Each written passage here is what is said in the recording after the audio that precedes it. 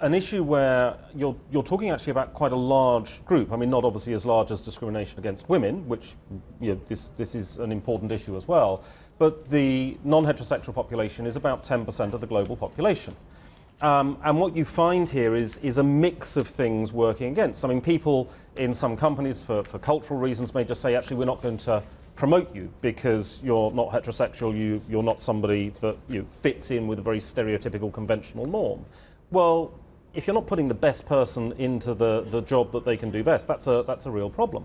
It's also worth remembering that anti-LGBTQ discrimination in the workforce is legal in 2/3 of the countries of the world. 2/3 of the world, it is legal to discriminate against somebody on LGBTQ. About countries that are frontier, below emerging, whatever. I mean, give me the most surprising country that I'm going to be terrified about that this exists in. Well, I mean, it's a reasonably large chunk of the OECD. I mean, if you think about the OECD countries, most of them treat LGBTQ people as second-class citizens. And that's a big problem. I mean, Italy, you're a second-class citizen if you're not heterosexual, because you don't have the same rights as somebody who's heterosexual. You can't get married. You have different rights in terms of a whole range of issues. Now that in the workplace. Well, that then becomes a workplace issue, because I work for largest wealth manager in the world. If we want to send the ideal employee to Italy, but she can't take her wife or his. He can't take his husband and have them recognised, and they're going to be treated as a second-class citizen. That becomes a really big problem. Well, these rules, I would gather, go back to different religious beliefs, which have then had an impact on policy setting. So how do you address some of the issues from the institutional level, from the company perspective, when religion is still a dominant factor in some of these countries we're talking about? Well, it's a mix of things. In some cases, relatively secular societies still have this situation. It's not just about religion. So it's a case, I think, of educating people, and there has been a change, and particularly amongst the younger generation there is a change. I mean, so the recent Gallup survey in the United States showed that the number of millennials who are identifying as being non-heterosexual is continuing to rise, and it's now over 8% of the population that are actually identifying.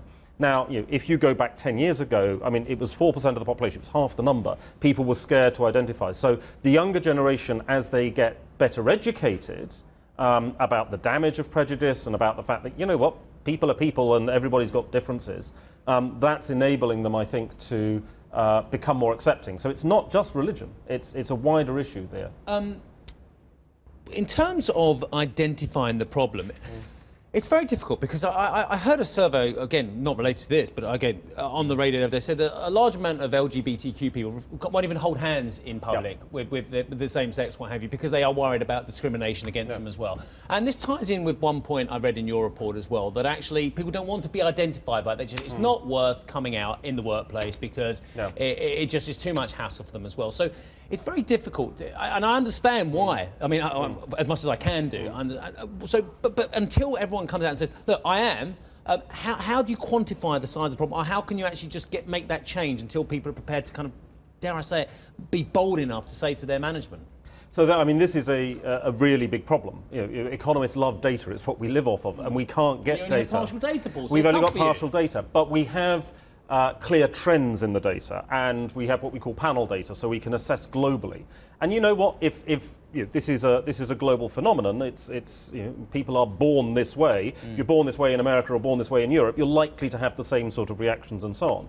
And this issue about don't ask, don't tell, effectively in the workforce, it just doesn't work economically, because if you are lying in your workforce, which is essentially what you're doing, if you're lying about yourself to your colleagues, that's not necessarily a culture which is going to succeed in the corporate workforce. It's very, very stressful if you're constantly being careful about what pronoun you use to describe your partner or your husband or your wife, and you're trying to make it gender neutral all the time. People get stressed.